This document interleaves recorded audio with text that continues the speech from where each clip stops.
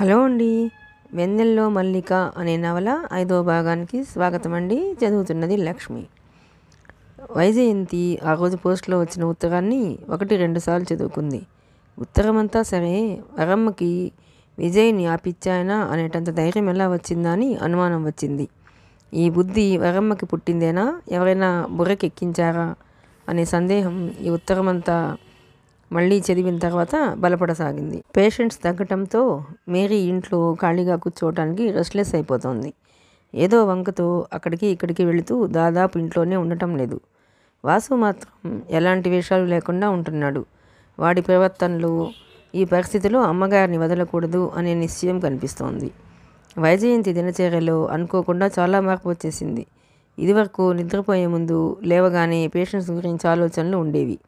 వరమ్మ లేవగానే కాఫీ ఇచ్చేది. ఇంట్లో వంట విషయం కానీ, దానికి కావాల్సిన సరంజామా గురించి కానీ తనకి ఎలాంటి సంబంధం ఉండేది కాదు. మేరీకి డబ్బు ఇస్తే అన్ని సంగతులు పగడ్బందీగా చూసేది. ఇంటి దినచర్యలో ఎప్పుడు ఎవరు భోజనానికి వచ్చినా ఎలాంటి సమస్య లేకుండా నిరాటకంగా నిర్వికారంగా జరిగిపోయేది. ఇప్పుడు అలా కాదు. ఉదయం లేవగానే వంటింట్లోకి అడుగు పెట్టాలి. కాఫీలు, టిఫిన్లు, అక్కడి నుంచి బయటపడేసరికి 10 గంటలు అయిపోతుంది. వయసుకు చిన్నదైనా మల్లిక ఇల్లు నీట్గా సర్దటం, వంట ఇంటిలో సాయం చేయటం చేస్తోంది. ఒక విధంగా తనకి వంట రాదనే చెప్పాలి. వంట చేస్తుంటే, అమ్మగారు అట్లా కాదండి, ఇదిగో ఇట్లా, అయ్యయ్యో అంత ఉప్పు పట్టదు, అయ్యో రామా అంత కారం వేయకూడదు, మల్లిక లబలబలాడుతూ చెబుతుంటే విజయ్ నవ్వు వినిపించింది. విజయ్ వంటింటి గుమ్మానికి భుజమానించి చేతులు కట్టుకొని నిలబడ్డాడు. తమాషా అయిన దృశ్యం చూస్తున్నట్లుగా అతడి కళ్ళల్లోనూ పెదవుల మీద చిరునవ్వు లాస్యం చేస్తోంది. మల్లిక విజయ్ని చూడగానే పెదవులను విప్పి నవ్వింది. అయ్యగారు, అమ్మగారు వంటంతా పాడు చేస్తున్నారు. అమ్మగారి కంటే మీరే బాగా చేస్తారండి. చూడండి, ఇందులో ఉప్పు ఎంత వేశారో మొత్తుకుంటున్నట్లుగా చెప్పింది. అమ్మగారు, మీరు ఇక్కడ కూర్చోండి. అయ్యగారు, నేను చేసేస్తాం అంది ప్రతిమలాడుతున్నట్టు. అవునమ్మగారు, కూర్చోండి. అయినా అమ్మగారు పని చేయకూడదు కదూ మళ్ళీ అన్నాడు. వైజయంతి పెదవి బిగించి తెచ్చిపెట్టుకున్న కోపంతో చూసింది. ఇలా వచ్చి కూర్చో అన్నాడు చేత్తో డైనింగ్ హాల్లో ఉన్న డైనింగ్ టేబుల్ వైపు చూపిస్తూ. అమ్మగారు, మీరు కూర్చోండి, నేను అయ్యగారు చేసేస్తాం. మల్లిక వైజయంతి చేయి పట్టుకుని బ్రతిమలాడింది. విజయ్ కూడా వైజయంతి మరో చేయి పట్టుకున్నాడు. ఇద్దరూ తీసుకొచ్చి వైజయంతిని డైనింగ్ హాల్లో కుర్చీలో కూర్చోబెట్టారు. ఇంతలో ఫోన్ మోగింది. వైజయంతి తీసింది. హలో రమా. నేను బాగున్నాను. నువ్వెలా ఉన్నావు? రష్యా నుంచి ఎప్పుడొచ్చావు? నేను ఓకే. పంపలేదు. ఉన్నాడు. వైజయంతి కంఠం తగ్గు స్థాయిలో దూరంగా ఉన్నవారికి వినిపించినంత మెల్లగా అంది. అవును, వరమ్మ వెళ్ళిపోయింది. బాబాయ్ కూడా వెలివేసినట్టు మాట్లాడటం లేదు. నిజమే నవీన్ చెప్పిన దాంట్లో అబద్ధం లేదు. ఇన్కమ్ తగ్గిపోయింది. బ్యాంకులో వచ్చే వడ్డీ ఉందిగా, పర్వాలేదు. అనవసరంగా రియల్ ఎస్టేట్లో కొంత ఇన్వెస్ట్ చేశాను. అది వేస్ట్ అయింది. No thank you. నువ్వేం డబ్బు పంపించిన అవసరం లేదు. ఇంకా నా దగ్గర అమ్మ జ్యువెలరీ ఉందన్నమాట, మర్చిపోయావా? ఉన్నాడు. ఏమో ఈ రుణం ఎంతవరకో తెలియదు. లాస్ట్ మినిట్ వరకు ఫైట్ చేయాలనే ఉంది. ఏమవుతుందో తెలియదు. Is all right. ప్రస్తుతం వంటింట్లో వంట చేస్తున్నాడు. ఏమిటి, మర్చిపోయావా? మాట పలుకు లేదు. నువ్వు వస్తావా? తప్పకుండా రా. థ్యాంక్స్ రమా. అందరూ నన్ను వదిలేశారు. నువ్వు నన్ను వదలలేదు. నిజంగానా? థ్యాంక్స్ రమా. ఆయన ఏమన్నారు? చాలా థ్యాంక్స్ రమా. నువ్వు రష్యా వెళ్ళినా నన్ను గురించి ఆలోచిస్తున్నందుకు. ఏమిటి, ఆయన వచ్చినారా? ఇండియా వస్తున్నారా? ఎంత మంచి వార్త చెప్పావు. నిజంగా హైదరాబాద్లో ప్రోగ్రాం ఉందా? విజయ్ గురించి చెప్పావా? నీకు థ్యాంక్స్ ఎలా చెప్పాలి నేను? నో రమా, నేను ఎప్పుడు అలా కల్లో కూడా అనుకోలేదు. విజయ్ బరువు నువ్వు నా నెత్తిన పెట్టలేదు. నేను కావాలంటే వదిలించుకుపోయేదాన్ని.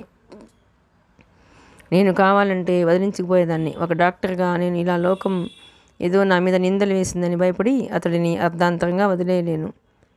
రమా, you are real best friend. Please Rama, నువ్వు అలా తిట్టుకోవద్దు. నేను ఫోన్ పెట్టేస్తాను. ఓకే, అలా గుడ్ గర్లా మాట్లాడు. నా కోసం ఇంతగా ఆలోచించి నువ్వు ఉంటే నేను ఒంటరిదాన్ని ఎలా అవుతాను?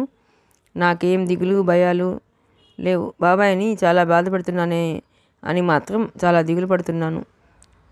రమా, ఈ పూట ఫోన్ చేసి నువ్వు చెప్పిన మాటలు నాకు ఆక్సిజన్ తీసుకున్నట్లుగా ఉంది. ఆ రష్యన్ డాక్టర్ గారు విజయ్ని చూసి కరెక్ట్గా చెప్పగలరనే అనుకుంటున్నాను. నెక్స్ట్ మంత్ ఎప్పుడు వస్తుందా అని ఎదురు చూస్తాను. ఏమిటి, ఆయన కూడా విజయ్ గురించి నెగిటివ్గా చెబితే ఏం చేస్తానంటున్నావా? ఏం చేయను రమా. విజయ్ ఒకవేళ జీవితాంతం ఇలాగే ఉండిపోయే స్థితి అయితే అప్పుడేం చేస్తాను? విజయ్ని ఇంట్లోంచి పంపను. విజయ్ని పెళ్లి చేసుకుని అతనికి శాశ్వతంగా మా ఇంట్లో నీడ ఇచ్చేస్తాను. లోకం నవ్వని నీకు తెలియదు రమా. నువ్వు విజయ్ని తీసుకెళ్ళి ఒక్క నెల రోజులు మీ ఇంట్లో ఉంచుకో. అతని బెస్ట్ మేనర్స్, అతని వ్యక్తిత్వం నీకు నచ్చకపోతే నేను పేరు మార్చుకుంటాను. అతను ఎవరో నాకు తెలియదు, కానీ మామూలు మనిషి మాత్రం కాదు, అది ఖచ్చితంగా చెప్పగలను. ఓకే, అమ్మని అడిగానని చెప్పు. Okay bye. థ్యాంక్స్ రమా, ఉంటాను.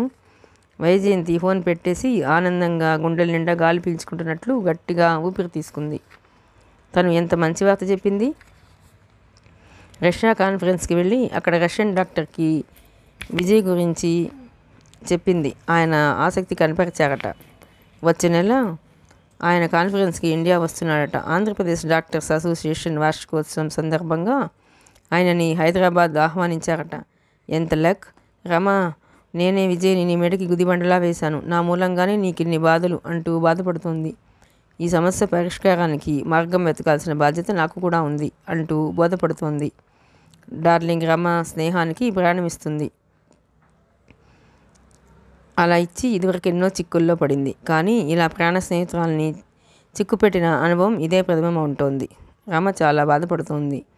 నవ్వుతూ జోక్స్ చేస్తూ ప్రతిదాన్ని తీసివేసి మాట్లాడినా అంతర్గతంగా రమ చాలా సీరియస్ అయిన మనిషి. వైజయంతి డైనింగ్ టేబుల్ మీద వేలుతో గీతలు గీస్తూ ఆలోచిస్తున్నదల్లా వంటింట్లోంచి నవ్వుల జల్లులు కూరుస్తుండటం విని తల అటు తిప్పి చూసింది. విజయ్ మల్లిక విరగబడి పక్కపక్క నవ్వుతున్నారు.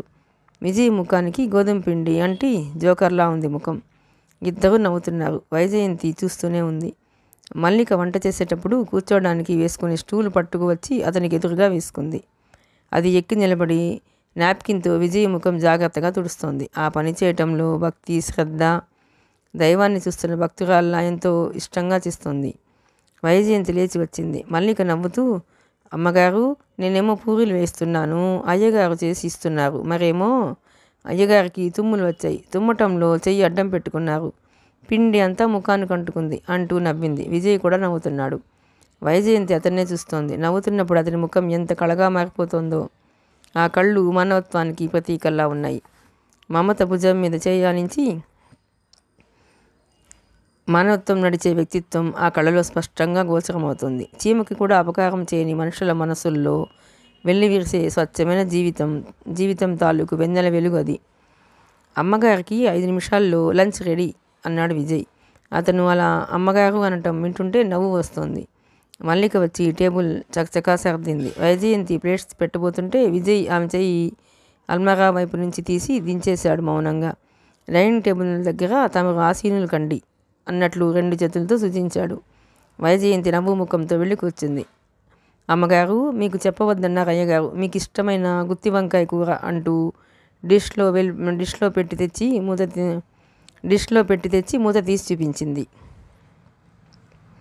కూర చూస్తుంటేనే తినబుద్ధి వేస్తోంది. మళ్ళీ ఇది ఎవరు చేశారు? ఆశ్చర్యంగా ఉంది.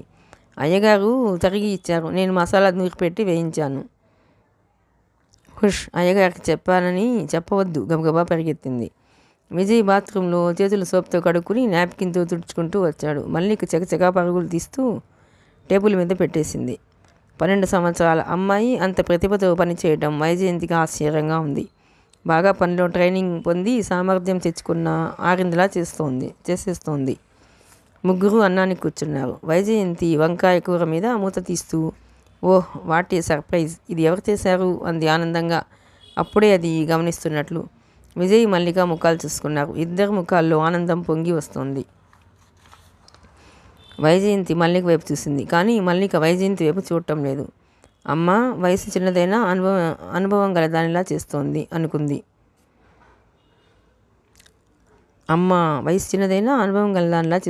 అనుకుంది. కానీ వైజయంతి ఊహ అంతలోనే తారుమారయింది. మళ్ళీ తలెత్తి చిన్న కంఠంతో, అయ్యగారు, మనం వంకాయ కూర చేశామని నేను అమ్మగారికి చెప్పేశానండి అంది. ఈ పసిముఖంలో ఉత్సాహంతో తొందరపడి చెప్పేసినా అతన్ని మోసం చేశాననే బాధ తొంగి చూస్తోంది. విజయ్ వైజయంతి వైపు చూశాడు. వైజయంతి తలదించుకుంది. ఇప్పుడు అబద్ధం ఆడిన వ్యక్తి తనే అయిపోయింది. సారీ విజయ్ అంది. విజయ్ మల్లిక తల మీద చెయ్యి వేసి నిమిరాడు. వైజయంతి ముగ్గురికి వడ్డిస్తోంది. సాంబారు గుమగుమలాడుతుంది. వైజయంతి హఠాత్తుగా ఏమిటో తను ఒక డాక్టర్గా కాక ఒక మామూలు గృహిణి జీవితం గడుపుతున్నట్లు అనిపించింది. వైజయంతి జీవితంలో ఎప్పుడూ ఎరగని ఆనందంతో మనసు పులకిరిస్తోంది. నౌకర్లు ఎంతమంది ఉన్నా, వారికి తను ఎంత చనువు ఇచ్చినా వారికి తనకి మధ్య ఏదో తెలియని దూరం. అది ఎప్పుడు తను అటు వెళ్ళలేని, వారు తనకి దగ్గరగా రాలేని ఒక అఘాతంగానే ఉంటుంది. విజయ్ మళ్ళీ అలా లేరు. తనవారుగా అనిపిస్తున్నారు.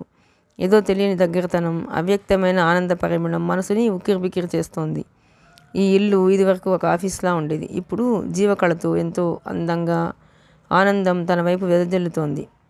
విజయ్ కరివేపాకు పొడి కొంచెం చెంచాతో 3 ప్లేట్లలో వేస్తున్నాడు. వడ్డించటం అయింది. భోజనం నోరూరిస్తోంది. ఇంతలో కాలింగ్ బెల్ మోగింది. మళ్ళీ లేస్తుంటే ఆగమని తనే వెళ్ళి తలుపు తీసింది. తలుపులు తెరవగానే ఎదురుగా కానిస్టేబుల్, అతనితో మహంకాళి లాంటి ఆవిడ నిలబడి కనిపించారు. వైజయంతి ఆశ్చర్యపోయింది. కానిస్టేబుల్ వైజయంతికి తెలిసినట్టుగా సెల్యూట్ చేశాడు. మేడం, ఈమె అనాథ హాస్టల్ వారితో అగ్రిమెంట్ అయ్యి ఉద్యోగం, జీతం, వసతి కల్పిస్తూ తీసుకువచ్చిన 8 మంది ఆడపిల్లల్లో మల్లిక అనే అమ్మాయి ఇంట్లోంచి పారిపోయి వచ్చి మీ ఇంట్లో దాక్కున్నట్లు అభియోగం చేస్తున్నారు. ఇదిగో హాస్టల్ వారితో కలిసి ఆమె ఇచ్చిన కంప్లైంట్. కానీ వైజయంతి ఆశ్చర్యంగా తడబాటుగా అంది. ఆవిడ ఇంతలో మల్లిక కోసం పోలీసులతో వస్తుందని కల్లో కూడా అనుకోలేదు. మల్లిక అప్పటికే ఆవిడని చూసింది. కుర్చీలో నుంచి లేచి వెళ్ళి విజయ్ని గట్టిగా పట్టేసుకుంది. విజయ్ కూడా సీరియస్గా చూస్తున్నాడు. అదిగో ఆ దేవ్యం మొహమే ఆవిడ చెప్పింది. మేడం ప్లీజ్, మీరు ఆ అమ్మాయిని ఈమెతో పంపక తప్పదు. నేను ఇప్పుడు పంపను అంది వైజయంతి. ఆవిడ వైజయంతిని తోసుకుని చరచరా లోపలికి వెళ్ళింది. విజయ్ దగ్గర ఉన్న మల్లికని గుంజి లాగి తన చేతికి చిక్కించుకుంది. బగబగా ఈడ్చుకు వస్తోంది. విజయ్ వెంటనే పులిలా వచ్చాడు. ఆవిడని ఎడాపెడా కొట్టాడు. మల్లికని విడిపించి తీసుకువెళ్ళి వైజయంతి గదిలోకి తోసి తలుపులు వేసి అక్కడ నిలబడ్డాడు. అతని ముఖంలో రౌద్రం చూసి ఆమె కూడా వెనక్కి తగ్గింది. కానిస్టేబుల్ ఆవేశంగా, సార్ మీరేం చేస్తున్నారో మీకు తెలుసా? నా కళ్ళ ఎదుట ఒక స్త్రీని కొట్టారు. అదెంత నేరమో తెలుసా? ముందు మీరు పోలీస్ స్టేషన్కి నడవండి, దగ్గరకు వచ్చి చెయ్యి పట్టుకుంటూ అన్నాడు. విజయ్ చెయ్యి విదిలించాడు. అతను గట్టిగా పట్టుకున్నాడు. విజయ్ అతన్ని కూడా కొట్టబోతుంటే వైజయంతి పరుగున వచ్చి ఆపు చేసింది. విజయ్, నీకు దండం పెడతాను, ఆవేశపడకు అంటూ నమస్కరించింది. విజయ్, వాళ్ళని వెళ్ళమని చెప్పు. మళ్ళీ ఒంటి మీద చేయి వేశావా వాళ్ళ ప్రాణం తీస్తాను. తగ్గు స్వరంలో చెప్పిన ఆ మాటలు పిడుగుల్లా ఉన్నాయి. అతను లోపలికి వెళ్ళి తలుపులు వేసుకున్నాడు. వైజయంతి కానిస్టేబుల్కి చెప్పింది. అతను నా పేషెంట్, నేను వచ్చి వివరంగా చెబుతాను. వైజయంతి ఆవిడ కూడా నమస్కరిస్తూ, మీరు మల్లిక కావాలి అనుకుంటే మీరు ఇంత హంగామా చేయాల్సిన అవసరమే లేదు. కబురు పంపితే నేనే తీసుకువచ్చి దింపేదాన్ని. దయ ఉంచి నాకు కాస్త వ్యవధి ఇవ్వండి ప్లీజ్ అంది. సరే, సాయంత్రం లోపల తీసుకువచ్చి మా ఇంట్లో దించు. అది లేకపోతే నా చెయ్యి విరిగినట్టుంది. దాన్ని కష్టపడి 1 ఏడాది నుంచి ట్రైనింగ్ చేశాను. నన్ను తప్పించుకుపోతుందా? ఇలాంటి పిల్లలతో చాలా పడ్డాను. నేను పని చచ్చి చెడి నేర్పటం, వాళ్ళు పారిపోవడం, ఎవరో ఒకరింట్లో చేరటం. అందుకే అమ్మ అబ్బా లేని వారిని అనాథ ఆశ్రమం నుంచి తెచ్చి వారికి పని నేర్పి ఉద్యోగం ఇస్తానని, అంతవరకు వారి పేరిట ఇంత జీతం జమ చేస్తానని వారితో అగ్రిమెంట్ రాయించుకొని మరీ తెచ్చుకున్నాను. ఇంకా 5 సంవత్సరాల వరకు అది ఇంట్లో ఉండాల్సిందే. పదవయ్యా అంది.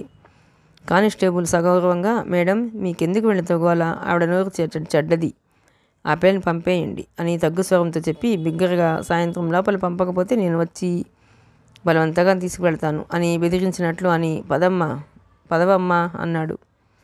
ఇదిగో దాన్ని ఇంట్లోంచి ఇంకెక్కడికైనా దాటేయాలని చూసావా, జాగ్రత్త, నీ బ్రతుకు చీల్చి ఎండగడతాను అంటూ బెదిరించి వెళ్ళింది.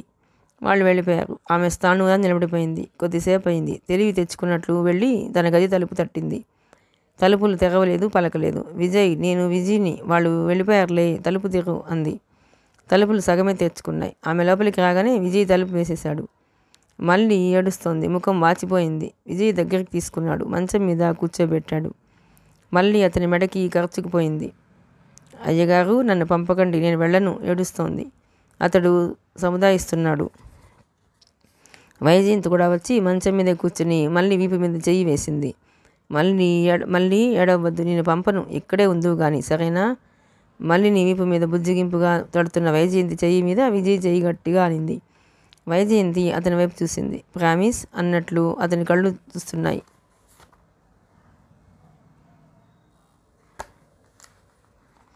ఆమె జవాబు చెప్పలేదు. అతని చెయ్యి ఆమె చేతి మీద మరింత బిగిసింది. ఆ స్పర్శలో అవ్యక్తమైన వేడుకోలు ఉంది. అది ఆమె హృదయాన్ని స్పర్శించింది. ప్రామిస్ విజయ్ అంది. వైజయంతి, విజయ్ మల్లికని తీసుకుని లాయర్ సుప్రియ దగ్గరికి వెళ్ళారు.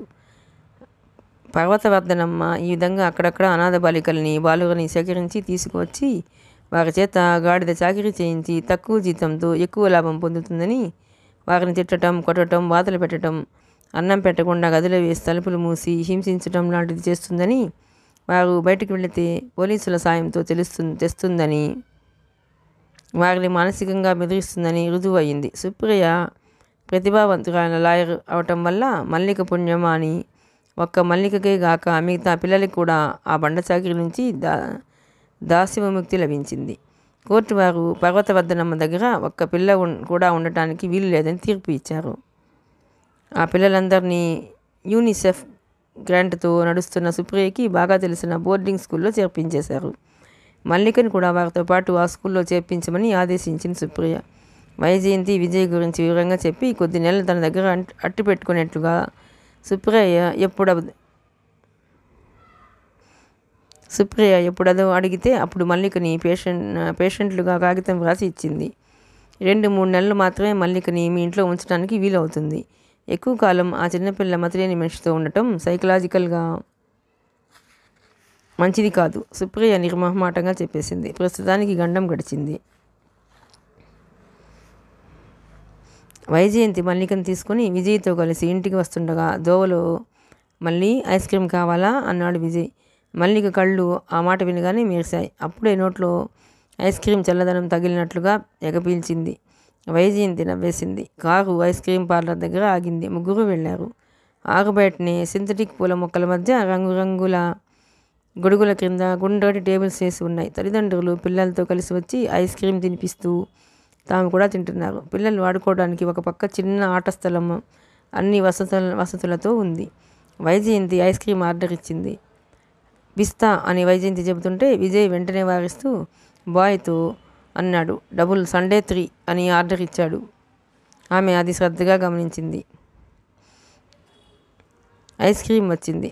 అది తింటూ మల్లిక పొందుతున్న ఆనందం చూస్తుంటే ఆమెకి జాలేసింది. విజయ్ తింటున్న వాడల్లా మధ్యలో సీరియస్గా అయిపోయి వెనక్కి అనుకుని తల వెనుక 2 చేతులు పెట్టుకున్నాడు. అతని కళ్ళల్లో మళ్ళీ శూన్యం. మల్లిక తినటం పూర్తయింది. వైజయంతి క్రీగంట విజయనే గమనిస్తోంది. హలో వైజయంతి, డెంటిస్ట్ గోపాలరావు వచ్చాడు. ఏమిటి ఈ మధ్య ఎక్కడా దర్శనాలే లేవు? మేము పిలిచిన పార్టీలకి నువ్వు రావటం లేదు. నువ్వు మమ్మల్ని అసలు మీ ఇంటికి పిలవటం లేదు. Anything special? ఆ పలకరింపులో వ్యంగ్యంగా ఉంది. ఆయన ఆమెతో మాట్లాడుతున్నా విజయ్ని నిశితంగా ఏగాదిగా చూస్తున్నాడు. అతని దృష్టి ఐస్ క్రీమ్ తింటున్న మళ్ళీ వైపు మళ్ళింది. నీ పేషెంట్ కోసం ఎవరో చిన్న అమ్మాయిని తెచ్చి ఇంట్లో పెట్టామని అంటున్నారు. ఈ అమ్మాయినా? ఆమె ముఖం ఆవేశం బిగపట్టిన నిగ్రహంతో కందింది. అతనికి ఈ జవాబు చెప్పగలదు. ఒక్క చిన్న మాట అన్నా అక్కడ పెద్ద రభస అవుతుంది. ఆ రభస రకరకాల కథలుగా అందరిలో ప్రచారంగా మారుతుంది. అమ్మగారు, నేను ఉయ్యాల ఊగనా? మల్లిక చేతితో చూపిస్తూ అడిగింది. ఆమె సరేనంది. అయ్యగారు వెళ్ళనా? అతను లేచాడు. మల్లికను తీసుకుని వెళ్ళాడు. అతను గోపాలరావుని చూడలేదు, పట్టించుకోలేదు. మల్లిక భుజం చుట్టూ చేయి వేసి అపురూపంగా తీసుకెళ్తున్నాడు. అమ్మగారు, అయ్యగారు, వాహ్ అన్నాడు గోపాలరావు. ఆమె మాట్లాడలేదు. గోపాలరావు విజయ్ని మల్లికని చూస్తూ, అయినా ఎదురుగుండా రతీదేవి లాంటి నిన్ను పెట్టుకొని ఆ చిన్నపిల్ల వెంట పడ్డాడేమిటి? అందుకేనేమో ఇతన్ని అందరూ పిచ్చోడు అంటున్నారు. ఏమైనా సైకిక్ కేసా? అతని కళ నిండా వ్యంగ్యం. ఆమె చెయ్యి గాలిలోకి లేచింది. అతని చెంప చెళ్ళుమంది. ప్రక్క టేబుల్స్ వాళ్ళు విచిత్రంగా చూస్తున్నారు. గోపాలరావు కూడా 1 నిమిషం తెల్లబోయాడు. చర్రుమని మండుతున్న చెంపని పట్టుకుని చూలేస్తూ, చూడు, నన్ను అవమానం చేసిన వాళ్ళెవరూ బాగుపడరు అని విసిసా వెళ్ళిపోయాడు. వైజయంతి అలాగే కూర్చుండిపోయింది. అందరూ వింతగా కుతూహలంగా ఆమెనే చూస్తున్నారు.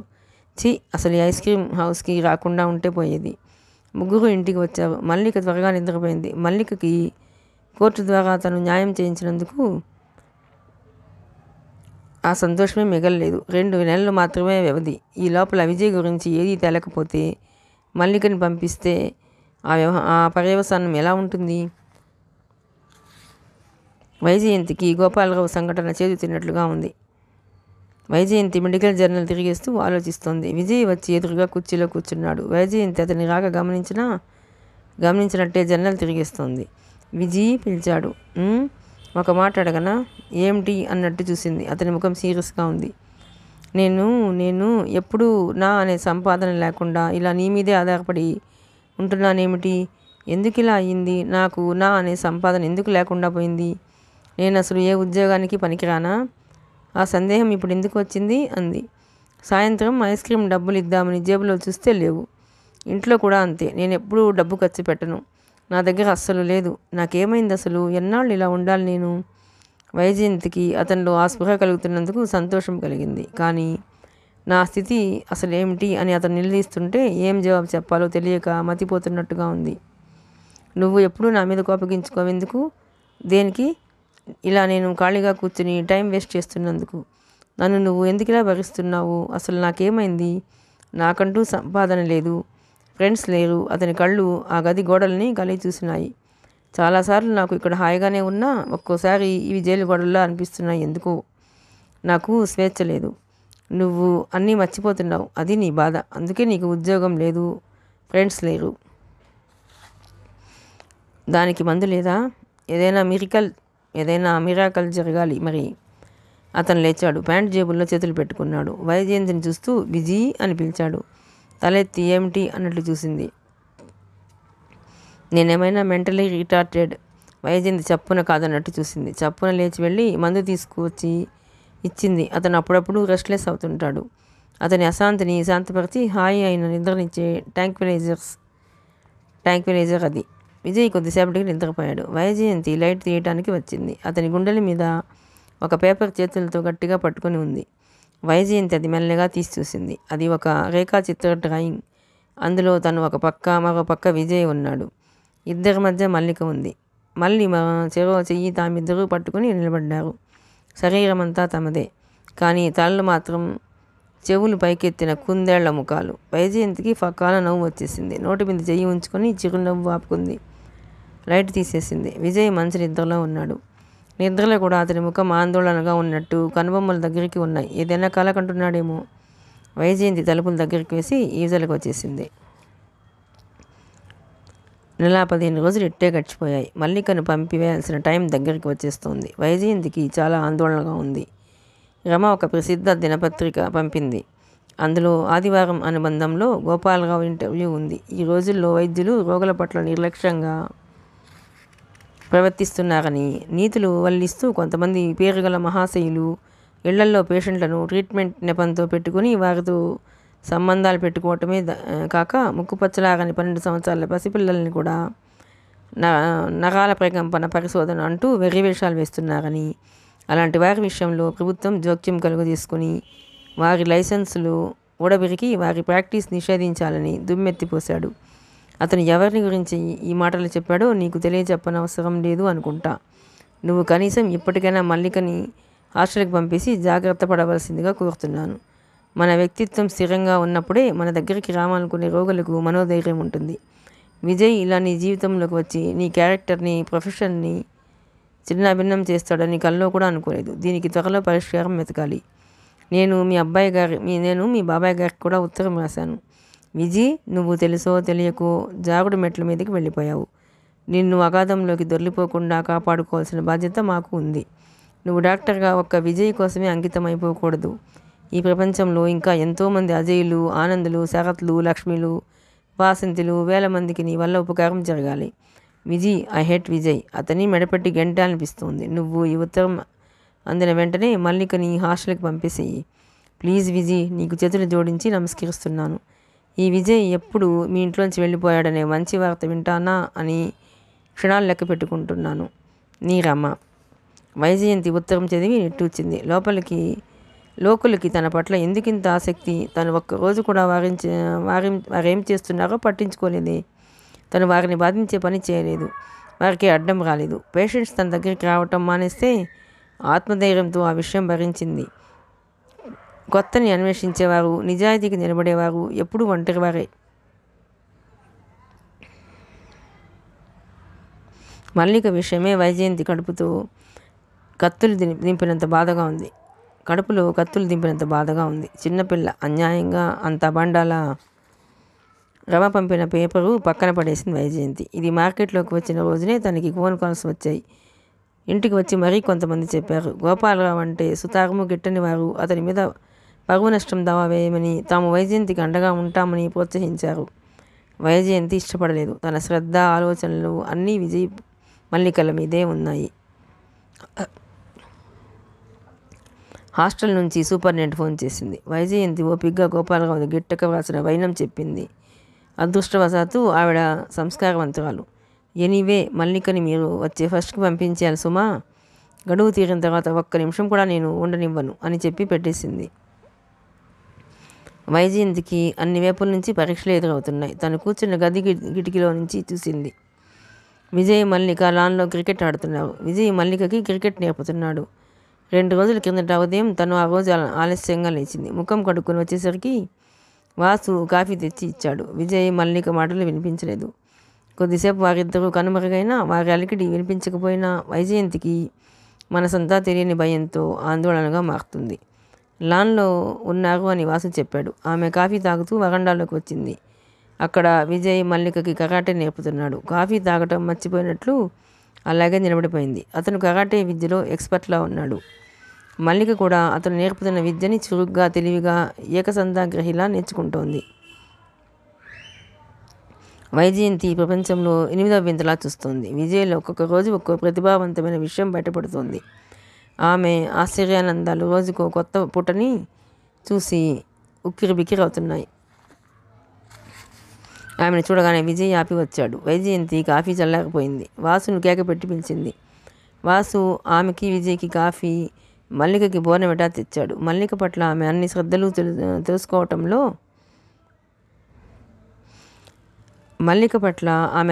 తీసుకోవటంలో మల్లిక ఈ కొద్ది రోజుల్లోనే బొద్దుగా తయారైంది. బుగ్గలు పూడి ముఖం నిండుగా ఆరోగ్యంగా మారింది. నీకు ఇంత బాగా కరాటే వచ్చునని నాకు తెలియదు, ఆశ్చర్యంగా అంది. నేనెప్పుడు నేర్చుకున్నానో నాకే తెలియటం లేదు. అతను శూన్యంలోకి ఆలోచనగా చూస్తూ అన్నాడు. విజయ్, నీకు కూడా నేర్పుతాను. ఈ రోజుల్లో ఆడపిల్లలకి సేఫ్ డిఫెన్స్ బాగా వచ్చి ఉండాలి. ఎప్పుడు ఏమవుతుందో చెప్పలేం అన్నాడు. ఆమె రాగానే విజయ్ కరాటే మానేయడం మల్లికకి ఆశాభంగంగా అనిపించింది. వాళ్ళిద్దరూ కబుర్లలో పడ్డారు, కానీ ఏమీ అనలేదు. అదేవిధంగా ఈరోజు క్రికెట్ ఆడుతున్న వారి దగ్గరికి వైజయంతి వచ్చింది. ఆమెను చూడగానే అతను ఆట మానేశాడు. మల్లికలో మళ్ళీ అసహనం. వైజయంతి రాగానే విజయ్ తనతో గడిపే టైం ఆపేస్తాడు. మల్లికకి అది బాధగా ఉంది. విజయ్ అంటే మల్లికకి ప్రాణం. విజయ్ వల్లనే తనకి జీవితం లభించింది అని అర్థమైంది. అతను చదువు, క్రికెట్, కరాటే ఎన్నో విద్యలు నేర్పుతున్నాడు. గురువు పట్ల శిష్యుడికి ఉండే గౌరవం ఉంది. చిన్నప్పటి నుంచి తల్లి, తండ్రి తెలియక చెత్తకుండీలో దొరికిన శిశువుగా అనాథాశ్రమంలో పెరిగిన మల్లికకి విజయ్ చూపే ప్రేమ చెప్పలేనంత ఆనందంగా ఉంది. ఆమె కళ్ళకి విజయ్ సాక్షాత్తు దేవుడు. ఒక సిద్ధ హెయిర్, ఒక గురువు. మల్లిక చిన్నారి హృదయంలో స్ట్రగుల్ మొదలైంది. అమ్మగారంటే ఇష్టమే, కానీ అమ్మగారు అప్పుడప్పుడు విజయ్ మీద చిరాకు పడడం సహించలేకపోతోంది. ఒకసారి విజయ్ మందు వేసుకోలేదు. వైజయంతి బాగా మందలించింది. నీకు మామూలుగా తిరగాలి లేదా? ఈ మాత్రం కూడా తిరగకుండా మంచం ఎక్కితే ఇంట్లో చేసే దిక్కు కూడా లేదు అంటూ అరిచింది. విజయ్ భిన్నుడై తలదించుకున్నాడు తప్ప ఎదురు తిరిగి మాట్లాడలేదు. అక్కడి నుంచి కాఫీ కప్పులు తీసుకువెళ్తున్న మల్లికకి విజయ్ని ఆమె అలా మందలించడం చూసి కోపం వచ్చింది. కప్పు సింగి కేసు కొట్టింది. బళ్ళున శబ్దం అవగానే ఏమిటి అంటూ వైజయంతి పరుగున వచ్చింది. మల్లిక కళ్ళల్లో పశ్చాత్తాపం, భయం లేవు. ఆమె వంక రెప్పవాల్చకుండా చూస్తోంది. ఆ చూపుల్లో లీలగా తిరస్కారం. ఏమైంది నీకు? వింతగా ఉంది నీ వాలకం అంటూ. అయ్యో, నా చైనా సెట్ అంటూ బాధగా ముక్కలు ఎగసాగింది. విజయ్ గదిలో కూర్చున్నాడు. అతను భోజనం చేయలేదు. మల్లిక కూడా తినలేదు. అతను కూర్చున్న గదిలోకి వచ్చింది. అతని చెయ్యి 2 చేతులతో పట్టుకుంది. బాధ నిండిన కళ్ళతో కళ్ళనీళ్ళు తిరుగుతుండగా, మనం ఈ ఇంట్లోంచి వెళ్ళిపోదాం అంది. ఆ పసికళల్లో ఆవేదన, తన పట్ల శ్రద్ధ అతని బాధని హరించింది. మల్లిక తల మీద చెయ్యి వేసి ఇష్టంగా తల చేర్పినట్లు చేశాడు. తప్పు. అమ్మగారిని వదిలి మనం ఎక్కడికి వెళ్ళకూడదు. తప్పు నాదే. మందు వేసుకోకపోతే కళ్ళు తిరిగి ఒళ్ళు తూలుతుంది, పడిపోతాను, దెబ్బ తగులుతుంది. అదెంత బాధ. అమ్మగారికి నువ్వన్నా నేనన్నా చాలా ఇష్టం. నేను మందు వేసుకోకుండా బాధ పెట్టాను. నువ్వేమో ఖరీదైన కప్పు బద్దలు కొట్టి బాధ పెట్టావు. పద సారీ చెబుతాం అన్నాడు. ఇద్దరూ ఆమె గదిలోకి వచ్చారు. ఆమె రాసుకుంటోంది. పాదాల అలికిడి విని తిరిగి చూసింది. సారీ విజయ్ అన్నాడు విజయ్. మల్లికని చేతి మీద చెప్పమని తట్టాడు. సారీ అమ్మగారు అంది మల్లిక. ఆమె నవ్వేసింది. ముగ్గురు బయటకు వెళ్ళి హోటల్లో భోజనం చేశారు. పార్కులో తిరిగారు. ఇంటికి వస్తూ షాపులో మల్లికకి డ్రెస్సులు కొని తెచ్చారు. ఇంటికి రాగానే వాసు, రమమ్మ గారు ఫోన్ చేశారు. మిమ్మల్ని రాగానే ఫోన్ చేయమన్నారు. చాలా అర్జెంటట అన్నాడు. విజయ్ వెంటనే ఫోన్ చేసింది. హలో విజయ్, ఎక్కడికి వెళ్ళావు? బయట తిరగటానికి. నిజంగానేనా? Very good. నా ఉత్తరం పనిచేసిందన్నమాట. విజయ్ని ఏం చేశావు? విజయ్ని మల్లికని తీసుకుని వెళ్ళాను. ఓహో, అసలు నీకు బుద్ధి లేదు. ఏమిటి అర్జెంట్ అన్నావుట? గుర్తు చేసింది. రష్యా నుంచి ప్రొఫెసర్ మంగళవారం వస్తున్నాడు. నిజంగానా? ఎంత గుడ్ న్యూస్ చెప్పావు. నేను కూడా సోమవారం నాటికి వచ్చేస్తాను. ఆయన ఏ విధంగా సలహా ఇస్తే ఆ రకంగా చేద్దాం. సరే, గట్టిగా అనటం లేదు నువ్వు. సరే రమా అంది. నువ్వు అన్నా అనకపోయినా నేను విజయ్ని ఆయనకి చూపించడం ఖాయం. నేనే విజయ్ని నీ మెడలో వేశాను. ఈ గుది బండ నేనే తెంపుతాను. నువ్వు నా స్నేహం తెంపేసుకున్నా, నన్ను వెలివేసినా I don't care. Rama please అలా ఆవేశంగా మాట్లాడకు అర్థించింది. ఆవేశమా? మై గాడ్, నా గుండెల్లో ఎంత మంట దహిస్తుందో తెలుసా? నేను బుద్ధి గడ్డి తిని ఒక మనిషిని కాస్త ట్రీట్ చేద్దామని మానవత్వంతో నీకు అప్పగించాను. అతను దయ్యమై రాక్షసుడై నా ప్రాణ స్నేహితురాలి జీవితం పిక్కు తింటుంటే చూస్తూ చేతకాందాన్ని నా చేతులు ముడుచుకొని కూర్చోవాల్సి వచ్చింది. లోకమంతా నీ గురించి అలా అవాకులు చవాకులు వాగుతుంటే నోరెత్తలేకపోయాను. నేను బాబాయి అలా మౌనంగా సహనంగా ఎందుకున్నామో తెలుసా? నీ గురించి నువ్వు సీరియస్గా అతని గురించి కమిటెడ్గా ఉన్నావు. ఎట్టి పరిస్థితుల్లోనూ అతన్ని వదిలేట్లు లేవు. ఇంకా ఎంతో కాలం ఇది సాగదు. రష్యన్ సర్జన్ సార్ నికోలాయ్ గారు రాగానే విజయ్ విషయం అంతా నా చేతుల్లోకి తీసుకుంటాను. ఇది జరగబోతోంది. నువ్వు సిద్ధంగా ఉండు. Good night. రమ ఫోన్ పెట్టేసింది.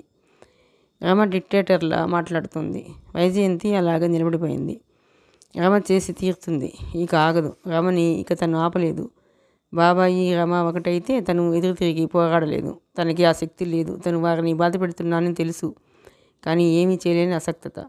వైజయంతికి దూరం నుంచి ఫిడేలు వినిపించసాగింది. తాను 16 సంవత్సరాల వయసులో ముచ్చటపడి నేర్చుకున్న ఫిడేలు.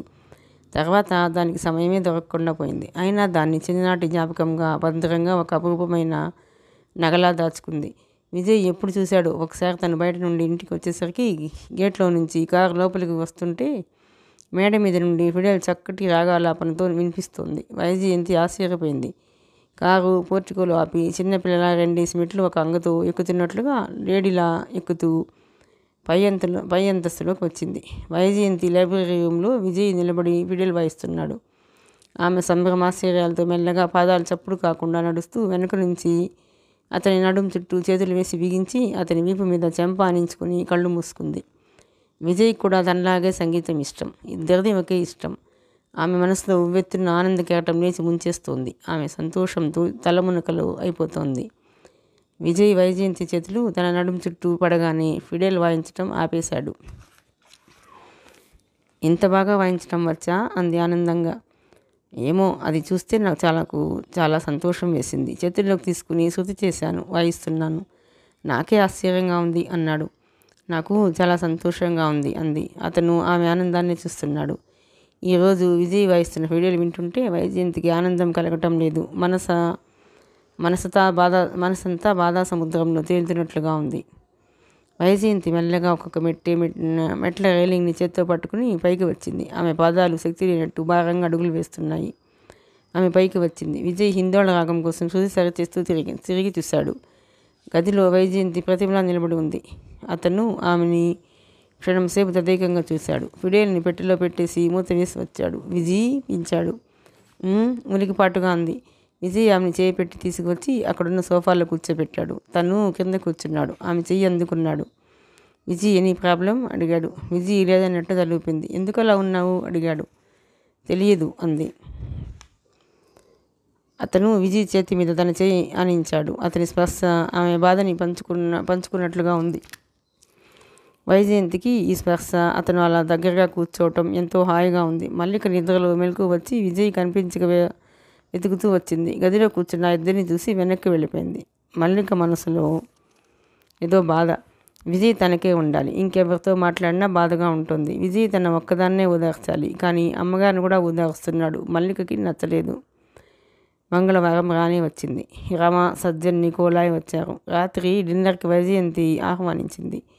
నికోలాయ్ విజయ్తో మాట్లాడారు. వైజయంతి ఆయనకి బ్లాక్ కాఫీ ఇస్తూ మల్లిక పరిచయమైన వైనం, అతను ఆ అమ్మాయి పట్ల అనుకోకుండా చూపిన రెస్పాన్స్ గురించి వివరంగా చెప్పింది. అతని గురించి తను సవివరంగా వ్రాసిన నోట్స్ అక్కడక్కడ ముఖ్యమైనవి చెప్పింది. రమ కూడా శ్రద్ధగా వింది. ముగ్గురు రాత్రి పొద్దుపోయే వరకు విజయ్ విషయమే తర్కిస్తూ సంభాషణ చేశారు. విజయ్లో బాగా డిసిప్లిన్డ్గా బ్రతికిన వ్యక్తి లక్షణాలు ఉన్నాయి అన్నాడు నికోలాయ్. వైజయంతి విజయ్ మ్యూజిక్లోనూ, కరాటేలోనూ, వంట విషయంలోనూ కనపరిచిన ప్రావీణ్యత గురించి చెప్పింది. రేపు విజయ్కి పరీక్ష చేస్తానని చెప్పాడు. ఉదయం 10 గంటలకి అతన్ని సిద్ధంగా ఉంచమని అన్నాడు. ఉదయం 10 గంటలైంది. సజ్జన్ నికోలాయ్ తన వెంట తెచ్చిన ఇన్స్ట్రుమెంట్స్తో విజయ్ని సిటీలో ప్రసిద్ధి చెందిన మెడిహిల్ హాస్పిటల్కి తీసుకువెళ్ళి అన్ని పరీక్షలు చేశారు. అతనికి మైండ్ సెడేషన్ ఇచ్చారు. దాదాపు మధ్యాహ్నం 2:30 గంటలైంది. విజయ్ని ఇంటికి తీసుకొచ్చారు. విజయ్ భోజనం చేసి నిద్రపోయాడు. సజ్జన్ నికోలాయ్కి 3 గంటలకి మీటింగ్ ఉంది. 3:30కి మీటింగ్ ఉంది. ఆయన రమ వెళ్ళిపోయారు. వైజయంతి ఆయన చెప్పబోయే వివరణకి ఆతృతగా ఎదురు చూస్తోంది. రాత్రికి మళ్ళా రమ, నికోలాయ్ గారు, మరికొంతమంది ఫ్రెండ్స్ డిన్నర్కి వస్తున్నారు. వైజయంతి వాసుని తీసుకుని ఫ్రూట్స్, ఐస్ క్రీమ్స్ కొని తీసుకురావడానికి బజార్ వెళ్ళింది.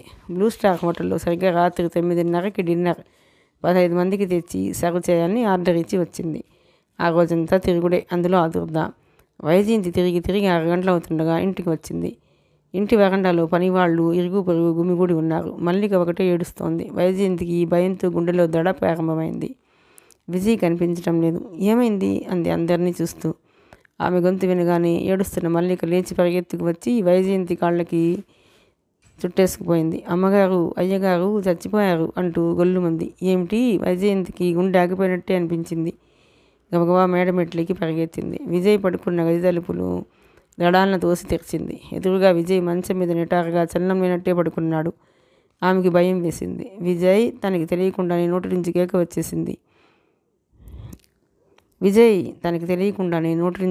వచ్చేసింది. మంచం దగ్గరికి పరిగెత్తింది. విజయ్ అతని భుజాలు పట్టుకుని గట్టిగా కుదిపేసింది. అతను నిద్రలో మూలిగాడు. మత్తుగా ముద్దు నాలికతో పలికినట్లు అంటూ పక్కకి తిరిగి పడుకున్నాడు. వైజయంతి కళ్ళల్లో ఆనంద బాష్పాలు వచ్చాయి. విజయ్ అంటూ అతని కేక వేసి గట్టిగా గుండెలకు హత్తుకుంది. విజయ్ అంటూ అతని నుదుటి మీద, చెంపల మీద గాఢంగా ఆనందం పట్లినట్టు ముద్దు పెట్టుకుంది. అతన్ని టేబుల్ పక్కన స్లీపింగ్ టాబ్లెట్స్ 2 వేసుకున్నట్లు రేపర్చించబడి ఉంది.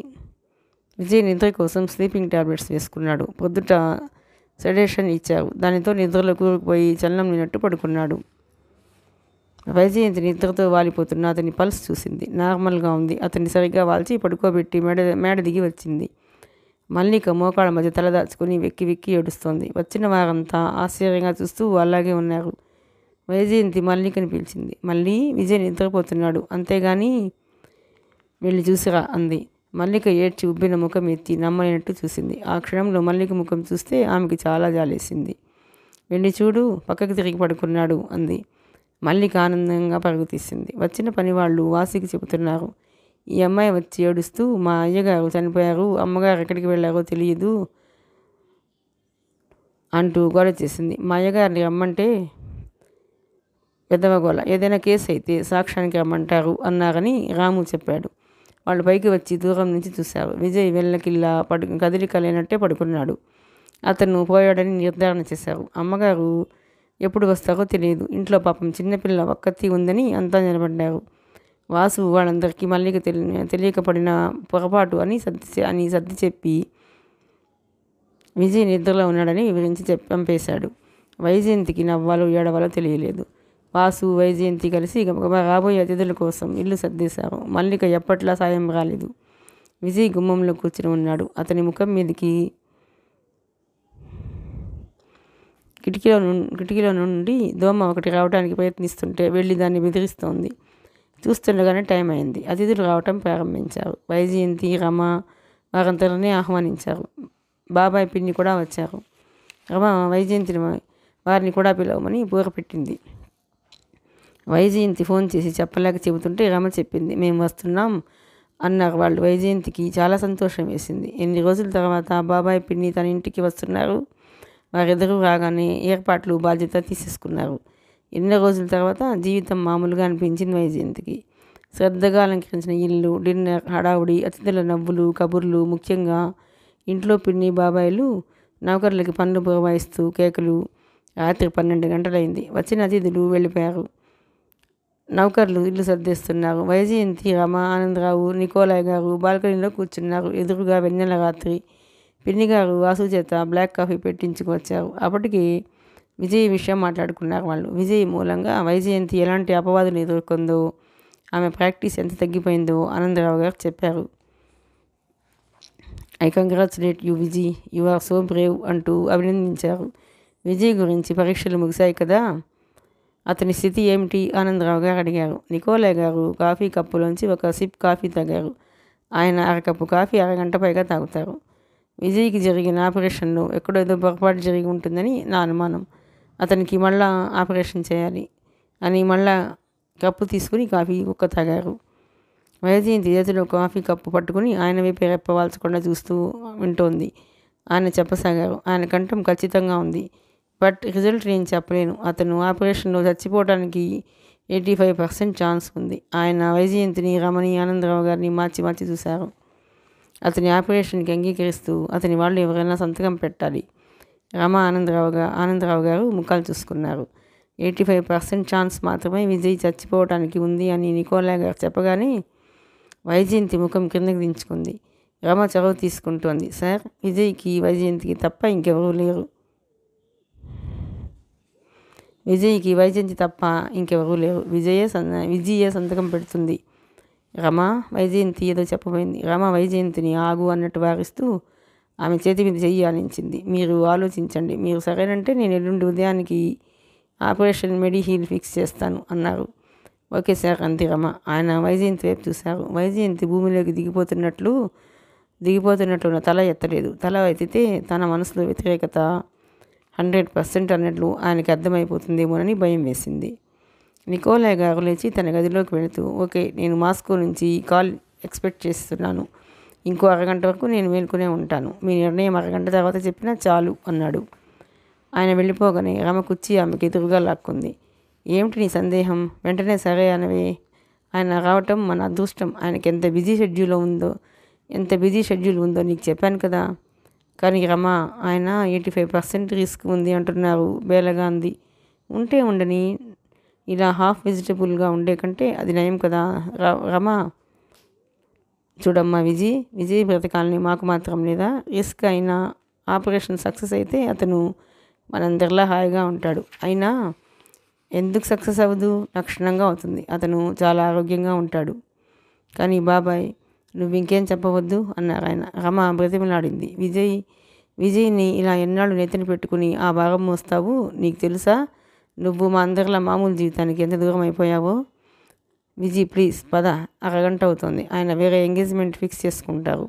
అసలే చాలా తిక్క మనిషి. నేను ఎంతో చెప్పి మన ఇంటికి తీసుకువచ్చాను. నా మాట తీసి పారేయకు.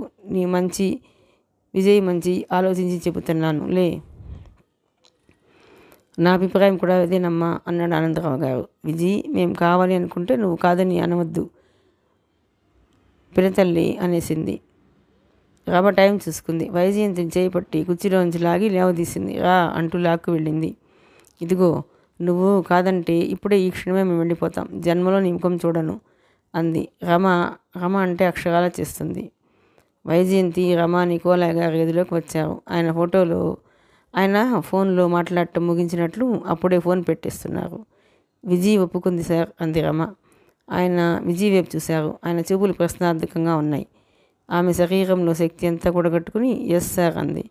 Okay, I will talk with Mediheal people. Wish you all the best అన్నారు ఆయన. ఆమె కళ్ళల్లో భయాందోళనలు ఆయనకి అర్థమైనాయి. థ్యాంక్ యూ సార్ రమ సంతోషంగా అంది. వైజయంతి వెన్ను మీద తట్టింది. Thank you sir. వైజయంతి గంటం ఎక్కడి నుంచో మాట్లాడుతున్నట్లుగా ఉంది.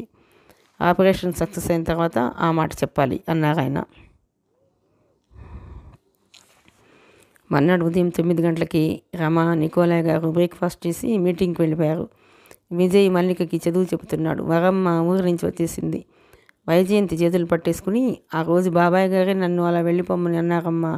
ఉత్తరం కూడా ఆయన చెప్పినట్టే వ్రాసాను. మిమ్మల్ని బాధ పెట్టానని తెలుసు. పెద్ద ఆయన మాటకి ఎదురు చెప్పేంత ధైర్యం లేకపోయింది అంది. ఆమె ఎవరినీ కోపగించుకునే స్థితిలో లేదు. ఆమె మనసుగా లేదు. ఏదో తెలియని శీతలత్వం మెల్లగా పాకి వచ్చి ఆక్రమించుకోవటానికి, స్పర్శ జ్ఞానం హరించడానికి, దాన్ని జయించి మామూలుగా ఉండటానికి తీవ్రమైన ఘర్షణ జరుగుతోంది. మధ్య మధ్యలో రమ ఇంటికి వచ్చి డ్రెస్ చేంజ్ చేసుకుని వెళ్ళటం, ఒకరిద్దరు రమ కొలీగ్స్ కూడా వచ్చారు. మధ్యాహ్నం అంతా ఇట్టే గడిచిపోయింది. రాత్రి డిన్నర్కి వేరే చోటుకి వెళ్ళటం వలన రమ, నికోలాయ్ గారు ఇంటికి రాలేదు. వరమ్మ వంట చేసి టేబుల్ సర్ది ఒళ్ళు నొప్పులతో ప్రయాణం వల్ల బడ్లికగా ఉందని వెళ్ళి పడుకుంది. విజయ్తో సాయంత్రం క్రికెట్ ఆడి అలసిపోయిన మల్లిక త్వరగా నిద్రపోయింది. భోజనానికి విజయ్, వైజయంతి కూర్చున్నారు. వైజయంతి వడ్డిస్తుంటే కళ్ళల్లో సన్నగా నీటి పొర కమ్ముకుంది. రేపు విజయ్ తను ఇద్దరికీ శాశ్వతమైన దూరమా? అతని సమస్యకి పరిష్కారం ఎలా ఉంటుంది? ఆపరేషన్ అయిన తర్వాత అతను ఎలా ఉంటాడు? ఏమిటి విజయ్ అంత పరధ్యాస? అన్నంలో నీళ్లు పోసుకుంటున్నావు అన్నాడు విజయ్. అతని చెయ్యి వైజయంతి చెయ్యిని గట్టిగా పట్టుకుని నీళ్ల గ్లాసు వంపేయకుండా ఆపేసింది. ఆమె ఉలికిపాటుగా ఈ లోకంలోకి వచ్చింది. ఆమె నెట్టూర్చింది. తన చేతిని గట్టిగా పట్టుకున్న విజయ్ చేతిని చూసింది. ఆ స్పర్శ, ఆ వారించటం, ఈరోజు అతనితో గడిపిన ప్రతి క్షణం మనసులో చిరముద్ర వేయాలని తప్పిస్తున్నట్లుగా ఉంది. అతని ప్రతి మాట శ్రద్ధగా వింటోంది. అతను ఆమె ముఖం చూసి ఫకాలను నవ్వాడు. ఏమిటి విజయ్ ఆ చూపులు? ఏదో మంత్రం వేస్తే మెస్మరైజ్ అయిపోయిన రాజకుమార్తెలా చేతివేళ్ళు ఆమె కళ్ళ ముందు ఆడించి నవ్వాడు. వైజయంతి తెప్పగలిగినట్టు ఈ లోకంలోకి వచ్చింది. అతను ప్లేట్లోని సలాడ్ తీసుకుని వేసుకోబోతున్నాడు. ఆమె అతన్ని ఆగమన్నట్లు వారించింది. అతను అలా ఎందుకు వద్దందా అని ప్రశ్నార్థకంగా చూస్తున్నాడు. వైజయంతి సలాడ్లోకి చక్రాలుగా తిరిగి కీరదోసకాయ ముక్క, టమాటా ముక్క జంటగా పట్టుకుని అతని నోటికి అందించింది. అతను వెనక్కి తగ్గాడు. ఇదేమిటి? అతని కళ్ళల్లో ప్రశ్న. ఆమె మౌనంగా అతని నోటికి అందించింది. అతను తిన్నాడు. తనే అతనికి సాంబార్ వడ్డించింది. తనే అన్నం కలిపింది. అతను అద్దం కానట్టు చూస్తుంటే గబాలను వెళ్ళి అతని తలని దగ్గరికి తీసుకుని గుండెలకు హత్తుకోవాలన్న బలీయమైన కోరికని బలవంతంగా నిగ్రహించుకుంది. తనకి బాధ అనిపిస్తుంది అని తెలుసు, కానీ ఇంత బాధ అనిపిస్తుందని తెలియదు. ఆమె కళ్ళల్లో నీళ్లు రాకుండా నిగ్రహించుకోవటం చాలా కష్టంగా ఉంది. ఆమె భోజనం మధ్యలో లేచింది. వెళ్ళి బేసిన్లో చెయ్యి కడిగేసుకుని నాప్కిన్తో చెయ్యి తుడుచుకుంటుంటే ఎదురుగా వాష్ బేసిన్ పైన అద్దంలో విజయ్ కనిపించాడు. అతని ముఖం సీరియస్గా ఉంది. విజయ్, ఏమైంది? భోజనం చేయలేదు అడిగాడు. అతను తగ్గు స్వరంతో తన పట్ల శ్రద్ధతో అడిగిన ఆ తీరుకి ఆమెకి కళ్ళలో నీళ్లు ఆగలేదు. వాటి మీద తన కంట్రోల్ లేనట్టే బొటబొటా వచ్చేస్తున్నాయి. తల దించేసుకుంది. విజయ్ అతను పిలుస్తున్నాడు.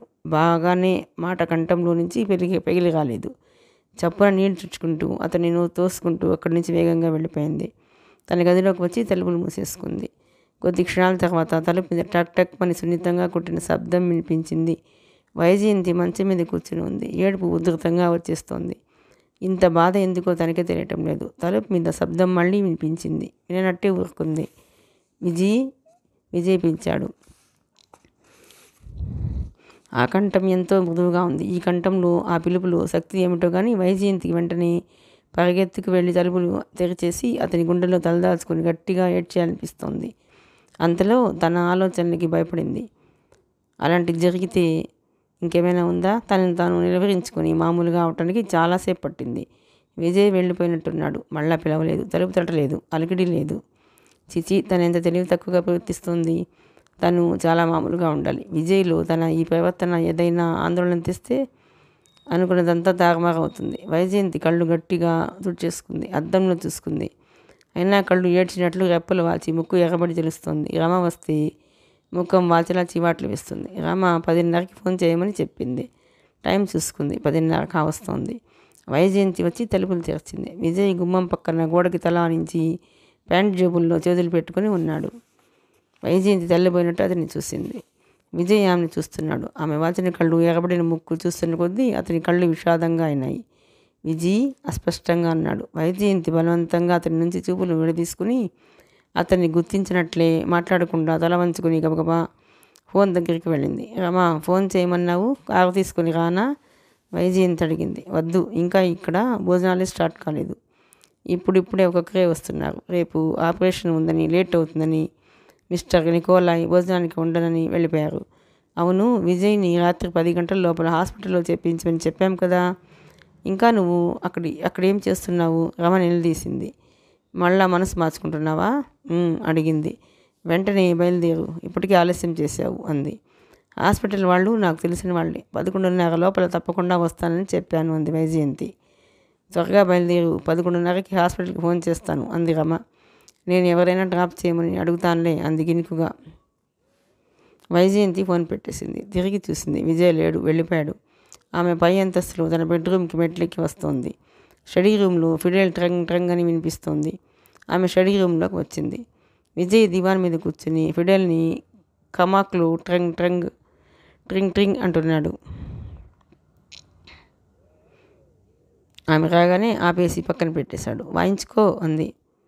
విజయ్ మౌనంగా లేచి ఫిడెల్ తీసుకుని పెట్టెలో పెట్టేశాడు. అతను వెంటనే తిరిగి రాలేదు. ఇటువైపు వీపు పెట్టి అక్కడే నిలబడిపోయాడు.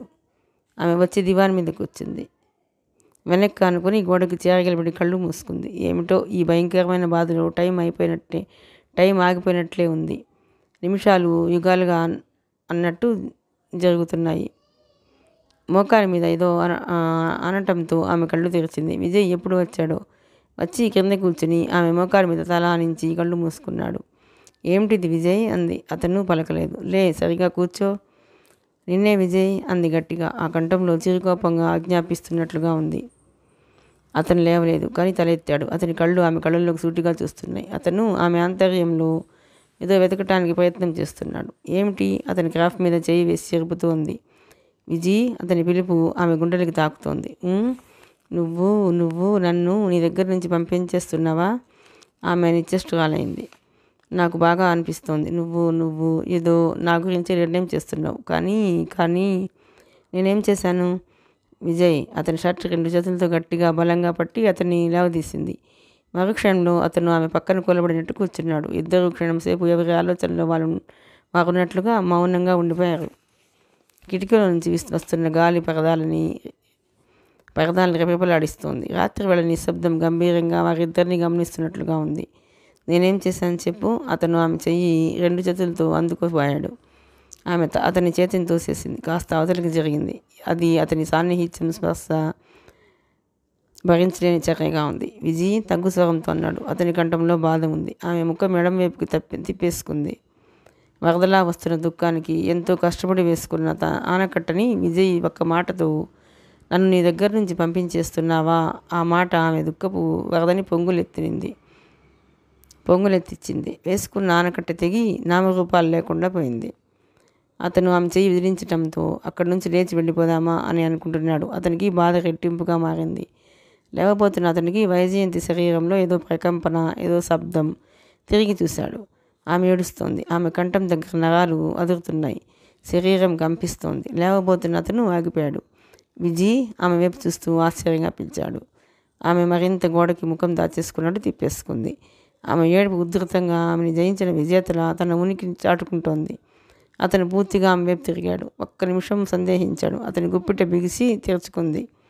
విజయ్ మృదువుగా పిలిచాడు. ఆమె పలకలేదు. విజయ్ ఏమైంది? అతని చెయ్యి ఆమె భుజం మీద ఆనింది. అతని నుంచి దూరంగా జరగాలన్నట్టు ఇంకా గోడవైపు పూర్తిగా జరిగిపోతున్న ఆమెని అతని భుజాలు పట్టి బలంగా తన వైపు తిప్పుకున్నాడు. ఆమె దుఃఖపు సుడిగుండంలో మునిగిపోతున్న మనిషిలా ఉంది. ఏమైందమ్మా? దగ్గరికి తీసుకుంటూ అన్నాడు. అతని స్పర్శ, అతను అడిగిన తీరు ఆమెని సుడిగుండంలో చిక్కుపడిన మనిషికి ఆసరాగా అనిపించాయి. మరుక్షణం ఆమె అతని మెడ చుట్టూ 2 చేతులు పెనవేసింది. విజయ్ ఏదో చెప్పాలని ప్రయత్నించింది, కానీ కంఠం పిగిలి రాలేదు. అప్పటికే అతను ఆమె తలని ఛాతీకి అందుకున్నాడు. ఆమె ఏడుపు ఉధృతమైంది. అతని 2 చేతులు ఆమె చుట్టూ బిగిశాయి. ప్లీజ్ విజయ్ బలవంతంగా ముఖం ఎత్తి ఆమె ఏడుస్తున్న కళ్ళ మీద గట్టిగా ముద్దు పెట్టుకున్నాడు. ప్లీజ్ నన్ను వదిలేయవు కదూ? నన్ను వదిలేయొద్దు. నన్ను ఒంటరివాడిని చేయవద్దు విజయ్. ఈ గండం గడిస్తే మన ఇద్దరం హాయిగా గడపవచ్చు. అవునా? నేను నిన్ను ఎప్పుడు పట్టనంత ఆనందంగా ఉంచుతాను. I love you Vijay, I love you. Please, you are my strength, you know it. Please నా కోసం ఓర్చుకోమ్మా కొద్ది రోజులు. భగవంతుడు మనల్ని అన్యాయం చేయడు. మన ఇద్దరం అందరిలా హాయిగా ఉందాం. ప్రేమకి ముగింపు సంతోషమే కానీ బాధ కాదు అని నీకు ఎన్నిసార్లు చెప్పాను. ప్లీజ్ నన్ను వదిలేయొద్దు. నువ్వు వదిలేస్తే నేను చచ్చిపోతాను. నాకెవ్వరూ లేరు. నన్ను వదిలేయొద్దు. తెలిసిందా? ఆవేశంగా అన్నాడు. అతను ఆమెని ప్రతిమలాడుతున్నాడు. ప్రేమగా బుజ్జగింపుగా చెబుతున్నాడు. ఆవేశంగా అంటున్నాడు. అతని చేతుల మధ్య ఉన్న ఆమె ఏడుపు ఆగిపోయింది. అతని మాటలు ఆమెని చకితురాల్ని చేస్తున్నాయి. ఏమిటి ఈ మాటలు? విజయ్కి ఆపరేషన్ సంగతి తెలిసిందా? My God! ఆమెకి ఆందోళన వచ్చేసింది. విజయ్ విజయ్ అతని భుజాలు పట్టి కుదిపింది. నువ్వేమంటున్నావో తెలుసా? నీకు తెలుస్తోందా? బిగ్గరగా అంది. అతను ఆమె కుదుపుకి ఈ లోకంలోకి వచ్చాడు. అతని ముఖం నిండా చెమటలు కారుతున్నాయి. మై గాడ్ అన్నాడు. నువ్వేమంటున్నావో తెలుసా? ఏమన్నాను? నేను ఏడవద్దని అన్నాను అంతేగా. ఆమె అతన్ని చూస్తోంది. అతనికి తెలియకుండా వచ్చిన మాటలా? తెలిసి అన్నవా? ఎందుకు అలా చూస్తావు నన్ను? నేను పిచ్చివాడిలా కనిపిస్తున్నానా? నాకు అప్పుడప్పుడు ఆవేశం వస్తుంది, భయం వేస్తుంది. అసలు ఎందుకు? నాకు ఎప్పుడూ భయమే. నా స్థితి సహజంగా లేదనిపిస్తుంది. నా వల్ల నువ్వు అందరి చేత తిట్లు తింటున్నావు. నేనేం చెయ్యను? నేను వదిలి వెళ్ళాలనిపిస్తుంది, వెళ్ళలేను. ఒక్కోసారి రాత్రి వేళ నువ్వే నన్ను వదిలేస్తావేమోనని చాలా భయపడతాను. ఎందుకో తెలియదు. అతను ఆమె మెడ దగ్గర ముఖం దాచుకున్నాడు. విజీ, నాకేమైంది? మతి చాంచల్యం ఉందా? నాకు ఒక్కోసారి ఏదీ గుర్తురాదు. నువ్వు తెలుస్తావు. నీ పేరు గుర్తురాదు. ఈ ఇల్లు అలవాటైనదే, కానీ ఇది ఎక్కడ ఉందో, ఏ ఊరో గుర్తురాదు. ఒక్కోసారి ఫిడేల్ బాగా వాయిస్తాను, ఒక్కోసారి అసలు వాయించడమే రాదు. ఏమిటిది? నాకు ఇదేం వ్యాధి? కానీ నువ్వు నన్ను చాలా ప్రేమిస్తున్నావని, నన్ను వదిలేయవని అనుకుంటాను. ధైర్యంగా ఉంటుంది. నేను నీ నుంచి దూరంగా వెళ్ళలేను పీజీ. నువ్వు నా దానివి కాదా? అంటూనే అతడు ఆమెను వెనక్కి వాల్చి పడుకోబెట్టాడు. ఆమె గుండెల మీద తల ఆనించి పడుకున్నాడు. ఇలా దగ్గరగా ఉంటే నాకేమిటో చాలా హాయిగా ఉంటుంది. నన్ను వదిలేయనని, నాకు దూరం అవని ప్రామిస్ చెయ్యి విజయ్. చెయ్యవు? ప్రామిస్ విజయ్ అప్రయత్నంగా అంది. ఆమెకి సుస్పష్టంగా ఒకే ఒక విషయం తెలిసిపోయింది. విజయ్ని తను వదలలేదు.